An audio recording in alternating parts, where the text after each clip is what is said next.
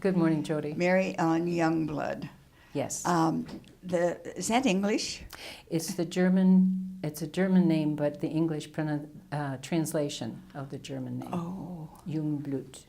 Oh, my. And they thought it was a little too hard for the Americans to handle, so they went ahead and translated it themselves. My great-grandfather. Were they from, right From from Germany. Oh, Mhm. my. Have you visited the source of No, the I German? was in Germany once, but I never had the opportunity to go and track that Oh. down. So I bet they spoke German in the family, too. sometimes. Uh-huh. My great-grandfather was purely German in what he spoke. My grandfather, not so much. I mean, he was more Americanized quickly. Mhm. So. And what was your religious name? I've forgotten that. Damien Marie. Damien Marie. Mhm. And was that named after your father? Or? No, I had a great devotion to Peter Damien, Oh. the saint, Peter Damien. And so I decided on that name. So, and my father was fine with it.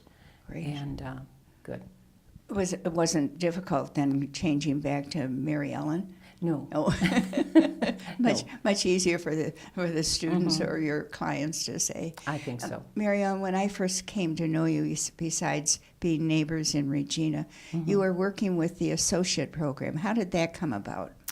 I was working in a counseling agency in Lima, Ohio, and received a call from Pat Walter at that point. And at that time, Ann Lawrence was heading up the associate program and working well, but she needed to leave, you know. She was an associate herself, she was an wasn't she? associate. Mm-hmm. So I don't know why or when, and you don't know, but I received a call early in the morning from Pat Walter saying... The prioress. The prioress at that time. And basically what she said to me is, we need you and Adrian now. And I said, you know, I just got a really good start in this counseling agency at St. Rita Hospital in Lima, and I really like it. And she said, good, hang on to your counseling skills, but we need you and Adrian to, you know, work with the associate program. And so I came, and... So you were a neophyte in many was. respects, right? More or less, yes. Yes. I had mentored an associate, so I kind of knew the program, and I knew Ann Lawrence also. And so I, you know, and she said, you know, 3 years, whatever. And so 10 years later, I left the associate program. Thank you, Sister Pat Walter. Yes. So you always have to expand those time frames, you know. Did you live in Adrian during those 10 years? Yes, I started out in an apartment close to here. And then when the opportunity opened, I moved into this same apartment that I'm in now, and I lived with Shirley Reuter, Mary Singer, and Marie Decker. Oh, my happy memory. Yes. And Shirley. Then, yes, oh, definitely. And then Marie Decker, when Marie Decker needed to go over to Maria, we just looked at a list to see, we had a list of people who were waiting to come into Adrian. And so the three of us, Mary and Shirley and myself, called Kathleen Treese McCann, and she was just delighted. She was in Florida, wasn't she, Yes. at that time? Yes, and so she moved in, and she was our fourth member. So Well, how wonderful. for years, I mean, Yeah. we were there for years. So. Well, you just mentioned that you're back in the same apartment. What's the in-between times? The in-between times, I was at Autumn Ridge for a little bit, and then moved into the house in Prairie Drive. And Joan and I have lived there, I think, for about 7 years now. Joan Sistersic. Yes. Yes. And Joan is with me now in the apartment in Regina. Yes. Well, welcome back. Thank you very much. Do you have all the boxes unpacked? Well, we won't comment on that. That all takes a while. It does. But your background is in social work, correct? Counseling, clinical counseling. And where did that love start? Or, I mean, get expressed? I finished a master's degree at University of Toledo in counseling. Their program was excellent. And but it wasn't, it was counseling. It was like school counseling. It was a broader aspect of it. And I really wanted the clinical counseling to work a little bit more in depth with people, and also in a clinic rather than a school.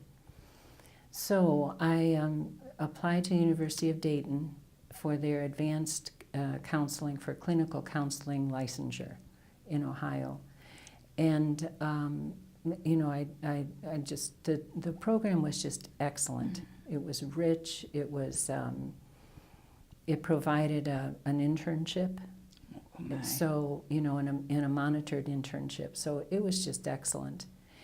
And I worked for a while with an agency that was headed by a psychiatrist at the hospital there. In Lima.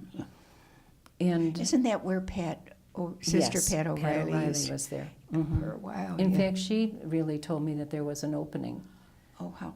Well, you know, thank you, because it was Sister charted. Pat O'Reilly. Yes, yes, I was very grateful. So I moved to that's when I moved to Lima, and then worked with a Dr. Ree, who was an excellent, excellent psychiatrist, and was married to Mrs. Ree, who was also a clinical psychologist and had gone on to be a psychologist besides. So it was just, it was heavy in supervision and in group supervision. He had a lot of students from the University of Dayton who just came to Lima because of that opportunity. So it was wonderful. Well, I would say you had, at that point, had all the credentials. I did. And the credentials to be a chapter prioress. Well, yes, that also helped a lot. Yeah. And, you know, so when I was in Michigan, then I was able to get a dual licensing for Ohio and Michigan. They work closely together. So it worked. When you think of the 10 years as director of the associate program, what were some of the highlights for you? I think that we worked with a group of associates and developed a full program. So when people came to ask to be an associate, they entered into an educational, spiritual, prayerful process. And then when they were ready and we were ready, then they were accepted as an associate. So I think that it had a lot of substance to the program. And it sounds like you brought some further structure also to the program. In those days, were you traveling a lot? Or? Yes, yes. And, you know, Shirley Reuter loved to travel, and so she would go as my companion. It was wonderful because get in the car and go, or the plane, or whatever happened to be that particular trip. And so it was having a companion there who knew what you were doing, and she was very helpful and supportive. And the program still continues. Who Yes. who followed you? And let's see, Ann Lawrence went before me, myself. Oh my gosh, I'm going to pull a blank. Was someone before Mary Locke? Yes, for a short time. For a short and then time. Mary Locke came Mary in. Locke, yeah. But you really were the only vowed director. Oh, that's one. Yeah. And it seems like it's thriving and. It is, and it's a wonderful connection because it's not just, you know, I'm a friend of the Adrian Dominicans, but, you know, they're entering into the Dominican charism with us. And the ministry, too. That's right. Yes. That's right. Yeah. Plus the additional prayer support that we receive. I'm highly impressed with the women who have become associates. So it was shortly after the tenure. I hope you had a little time off. I did. Yes. And then you were nominated and elected chapter prioress of Adrian Crossroads. Which was in its prime, wasn't it? It was. You would have been the second Yes. chapter prioress. Yes, yes. And did any of our sisters leave the congregation during your term? No, fortunately. I think that the thing about Adrian Crossroads, it was a wonderful mixture of age groupings, And so it was the stability of our older sisters, and it was the enthusiasm and the energy, not that they don't have it, but so it was just I felt it was a very balanced chapter. And the other thing about it was that we continued like a study program. They mentored associates because I was familiar with that program, and that always draws you into the history and the whole charism. You had a dear friend that died during your time as chapter prioress. Yes. That was really a challenge for you, wasn't it? Mary Kay, you're referring to Mary Kay Alberry. Mary Kay had been sick often during her life. We were very, very close friends. And Mary Singer was also a friend of, the three of us were together. Mary lived with Mary Kay, didn't she? Yes, Mary and I Singer. did too early on, But I think the thing about it that I'm so grateful for is that when she came to Adrian, we had her up in our apartment. In Regina. In Regina, in the same one, 431, famous. I didn't realize that. And so then what happened was that we were able to get the hospital bed, and the reason for that, my reason for doing that, is that Mary was not able always to go over to Maria because of the odors and the fragrance and her sensitivity to that in her breathing. And so I knew if Mary Kay was in Maria, that Mary would not be able to see her. She just wouldn't be able to go over there. So it made sense to me to have her remain in 431, and we made all the provisions for her. So I did, bend a little bit the tradition that if you're ill, you go to Maria. But she needed to be in a home setting. And she was in hospice already, so hospice came to Regina on a regular basis and really saw her through. Well, I know it touched those who were residing, the sisters who were residing in Maria. I mean, it was a special, sacred moment for everyone. It was. And, and she died there. And I always often think of that whole scenario of taking her down. We had to kind of sit her up to get her into the elevator. We didn't have that new elevator yet. No. And so we literally sat her up on the gurney and went down.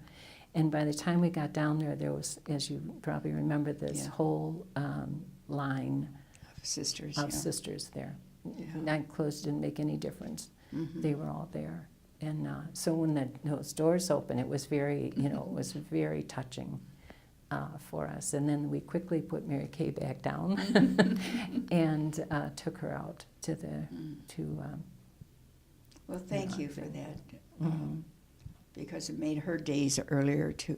It did. Easy. It was kind of like a hospice situation, really. It really was, and it was, it was out in left field in terms of trying to get that, work through.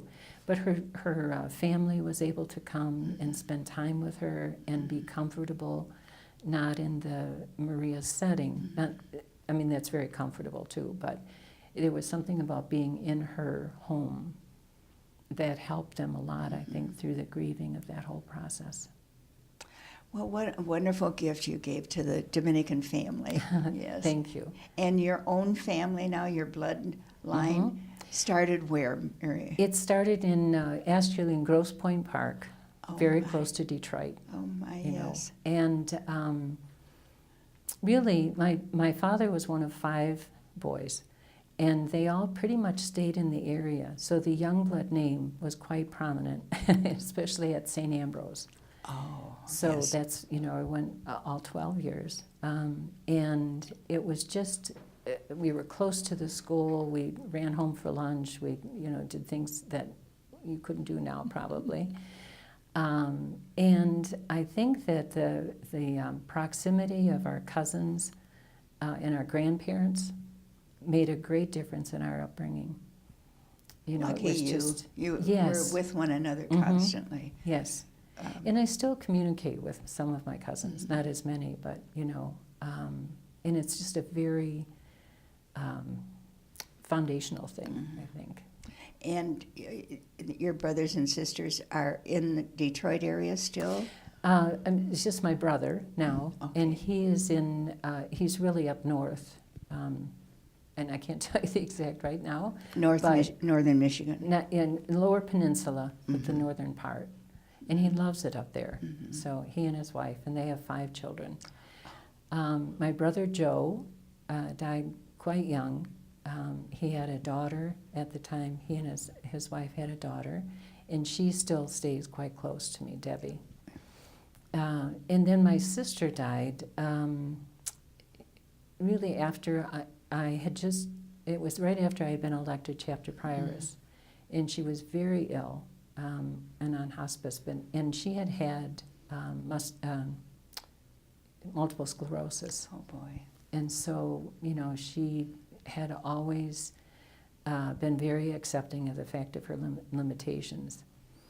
But during the time that I was in the formation team with the associates, Corinne Sanders was the director. And we made this arrangement that I was able to take 1 day a week, and I would set out for Clarkston.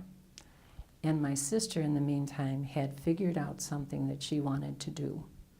And so we spent the day together doing, going to movies, going to the mall. Lucky her, lucky you. I know, absolutely. So it was just a tremendous bond that grew.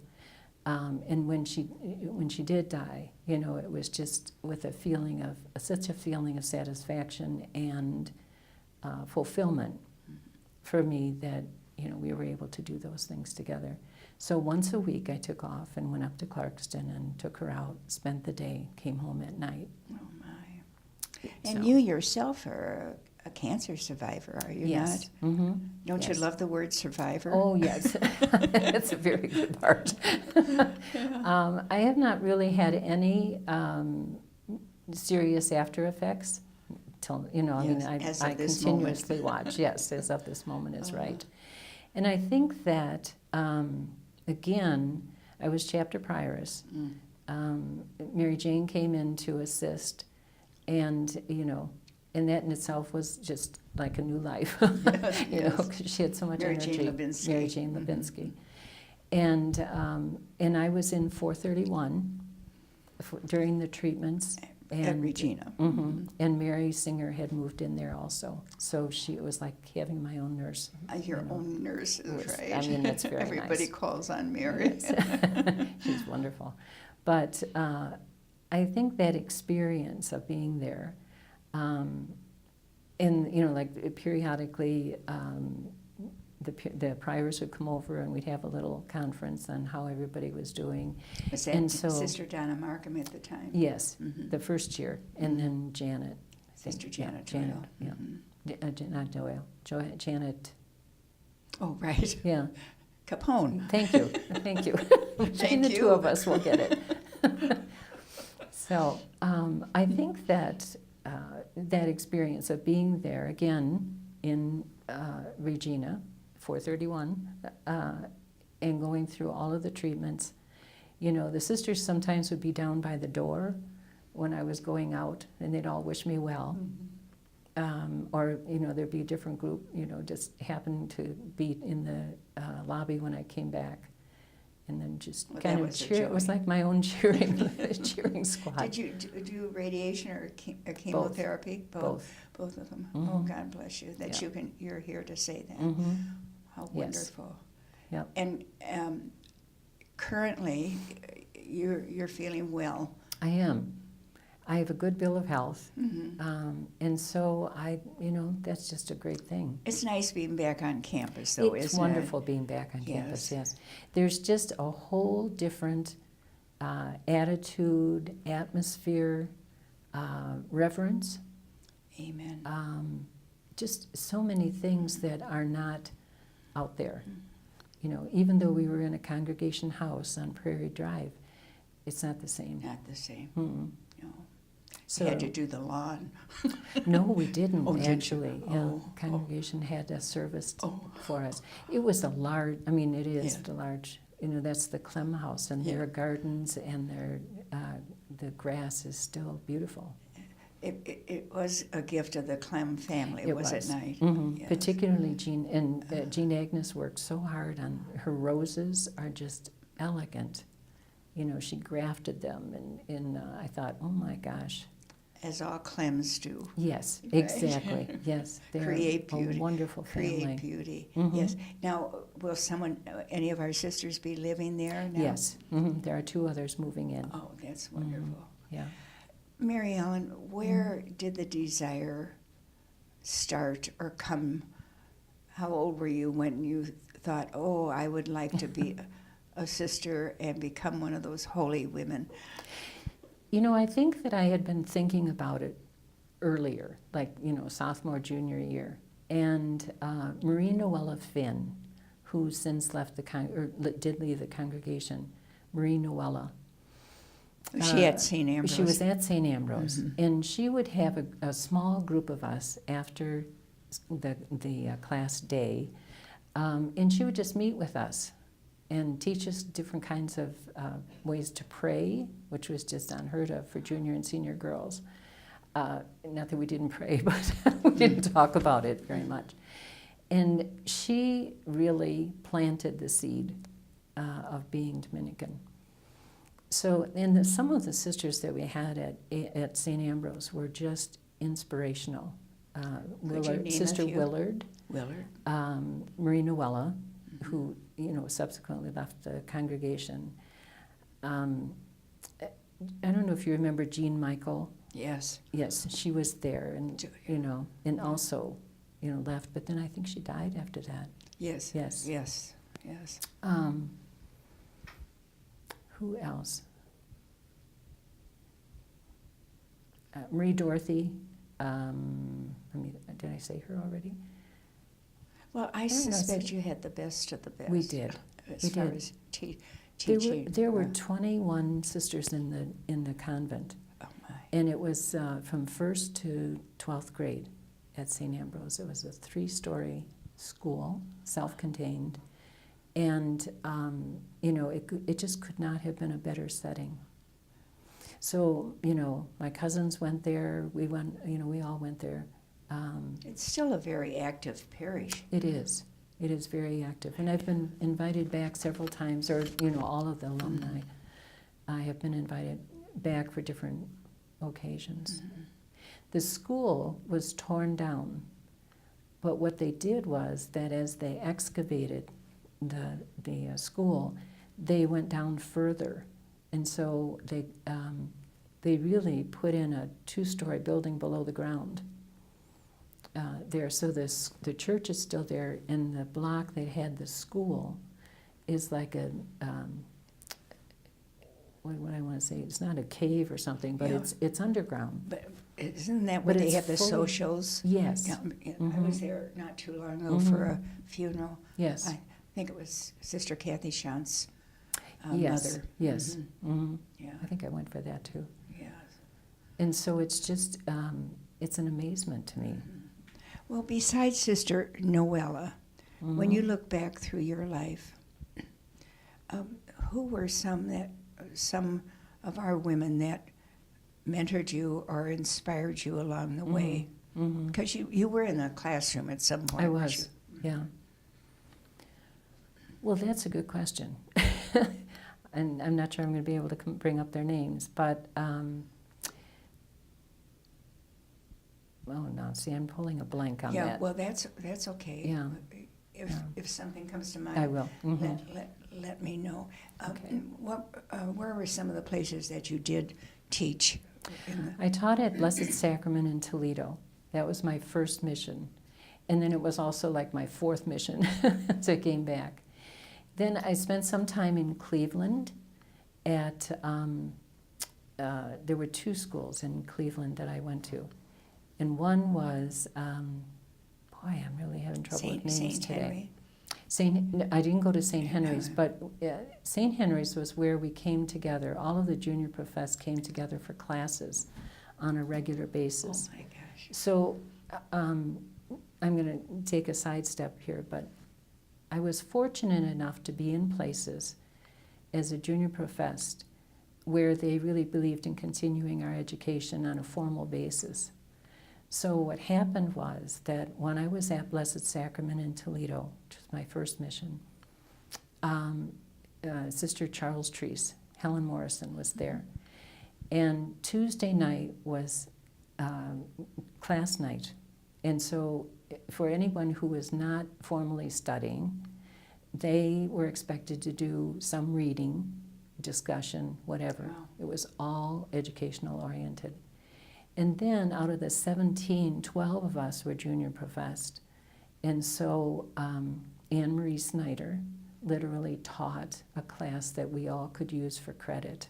Oh my heavens. And so every Tuesday she would teach the class, give us our assignment. When Anne Marie was changed, then we received a tape from Siena. They would send us a full tape, and we would sit and listen to the lecture. And then the written work would come. So because of the proximity of Toledo to here, and Charles Treese, Helen Morrison, Yeah. most of us who were at Blessed Sacrament finished our degrees rather quickly in comparison. Oh my. And it was consistent. So it was really a gift. And that was before we had videos. Exactly. Or Mhm, computers. mhm. We had the big tapes, Oh yes. you know, the great big tapes that we would have to put on the tape, holder. Yeah. It was Big. Yes. Yes. Yes. Big tapes. Yes. Well, what a wonderful plan that was. Mhm. You know, and that was the beginning of what Siena does today, having Yes. off-campus Yes. programs. Mhm. Exactly. But when you think that we were teaching for the first time, plus going to school, plus doing our obediences, Right. and Plus, and- driving the sisters to different places if yes, we were and like, scrubbing our habits. and scrubbing our hair. Oh, yes, all right. Yeah, always that. Yes. I just really feel that I have been very fortunate to have been in places where those opportunities were there. And when I think back, on my education, for instance, that I've been able to use it for the congregation and with the congregation. It's just been a wonderful, wonderful life. Well, it's what inspires me is that your response to invitations Yes. for something you hadn't planned. Mm-hmm. And if you had thought about it, you probably would have said no. But because of the person asking, Right.